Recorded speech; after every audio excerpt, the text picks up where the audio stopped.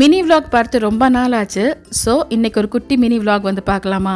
இது நேற்று நைட் எடுத்த வீடியோ. ஒரு 7 மணிக்கு மேலே தான் கிச்சனுக்குள்ளே போனேன். ரீசெண்டாக தான் குனஃபா சாக்லேட் கார்கோ கிடச்சிது. இந்த சாக்லேட்டோட சேர்த்து கேரமலும் தங்கச்சிட்ட வந்து அனுப்ப சொல்லியிருந்தேன் துபாயிலேருந்து. நோன்பில் யூஸ் ஆகும்னு நினச்சேன். பட் இப்போ தான் எனக்கு கார்கோவே கிடச்சிருக்கு.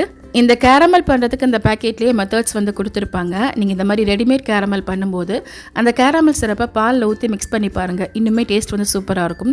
ஸோ அன்றைக்கி நைட்டு பசியாகிறதுக்கு தோசையும் மல்லி தக்காளி சட்னியும் தான் பண்ணியிருந்தேன். இந்த சட்னி பண்ணுறதுக்கு ஒரு பேனில் கொஞ்சமாக எண்ணெய் சேர்த்துட்டு ஒரு 3 காஞ்ச மிளகா போட்டு வதக்கி எடுத்துக்கிறேன். நான் யூஸ் பண்ணுற இந்த மிளகா ரொம்ப காரமாக இருக்கும். நீங்கள் உங்கள் டேஸ்ட்டுக்கு ஏற்ற மாதிரி மிளகா வந்து சேர்த்துக்கலாம். அடுத்து ஒரு 3 பல்லாரி வெங்காயம் சேர்த்து வதக்கிட்டு சின்னதாக ஒரு பீஸ் இஞ்சி 2 பல் பூண்டு வந்து போட்டிருக்கேன். எல்லாத்தையுமே ஒன்று ஒன்றா போட்டு வதக்கி எடுத்துக்க வேண்டியதான். அடுத்த 4 தக்காளி பழம் இதுக்கு தேவையான உப்பையும் சேர்த்து வதக்கி எடுத்துக்கிறேன். நம்ம இதில் தனியாக வந்து புளிப்புக்காக எதுவும் சேர்க்க போகிறது கிடையாது. ஸோ தக்காளி நிறைய சேர்க்கணும். இந்த தக்காளி நல்லா பழமாக இருந்துச்சுன்னா இன்னுமே டேஸ்ட்டும் நல்லாயிருக்கும், பார்க்குறதுக்கும் நல்லா கலர்ஃபுல்லாக இருக்கும். அப்புறம் இதில் நிறைய மல்லி இலை கொஞ்சமாக கருவேப்பிலையும் சேர்த்துக்கிறேன். நீங்கள் இதில் புதினா இலை கூட சேர்த்துக்கலாம். எல்லாமே நம்ம இஷ்டம் தான். அதையும் சேர்த்து நல்லா வதக்கிட்டு இப்போ இதை நான் வந்து ஸ்டவ் ஆஃப் பண்ணிவிட்டு ஆற வச்சுக்க போகிறேன். இதை ஆறி வரதுக்குள்ளே நான் தோசையும் சுட்டு எடுத்துக்க போகிறேன். நான் எப்போவுமே இந்த தோசை ஆப்பம் இதெல்லாம் சுடுறதுக்கு 2 பேன் வந்து வச்சுக்குவேன். அப்போ தான் சீக்கிரமாக வந்து வேலை முடியும். இல்லைனா ஒன்று சுட்டுக்கிட்டே இருக்கணும். ஸோ தோசையும் சுட்டு எடுத்தாச்சு. இது கடையில் இந்த நம்ம வதக்கி வச்சுருந்த இந்த வெங்காயம் தக்காளியும் நல்லா ஆறி வந்துருச்சு. இதை அப்படியே மிக்சியில் வந்து சேர்த்துக்கலாம். மிக்சியில் சேர்த்த பிறகு அந்த பேன் அலசி கொஞ்சமாக தண்ணியும் சேர்த்துக்கிறேன்.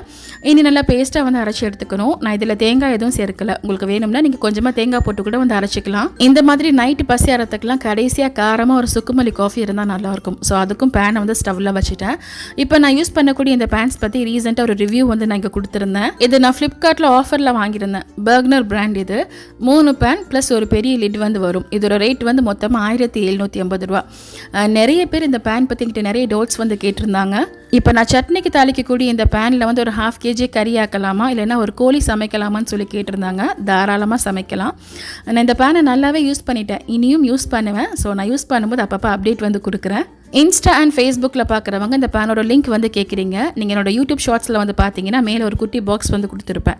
நீங்கள் அதை கிளிக் பண்ணி பர்ச்சேஸ் பண்ணிக்கலாம். அப்புறம் இந்த சட்னிக்கு தாளிக்கிறதுக்கு பேனில் கொஞ்சமாக எண்ணெய் சேர்த்துட்டு கடுகு உளுந்து கருவேப்பிலை போட்டு தாளிச்சிட்டு நான் மறைச்சி வச்சுருந்த சட்னி அப்படியே சேர்த்துக்கலாம்.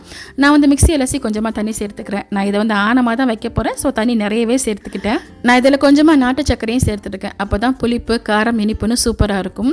இதை வந்து கொதிக்க வைக்க வேண்டிய அவசியம் கிடையாது. லேசாக நுரக்கட்டி வந்தாலே போதும். அதோட ஸ்டவ் ஆஃப் பண்ணிக்கலாம். நான் ஃபர்ஸ்ட் இந்த கேரமலை செஞ்சு உடனே ஃப்ரிட்ஜில் வச்சுட்டேன். இப்போ அதுவும் ரெடியாகி வந்துருச்சு. ஸோ அன்றைக்கி நைட்டு பசியாகிறதுக்கு தோசை, இந்த மல்லி தக்காளி சட்னி, சுக்குமல்லி காஃபி ப்ளஸ் இந்த கேரமல்.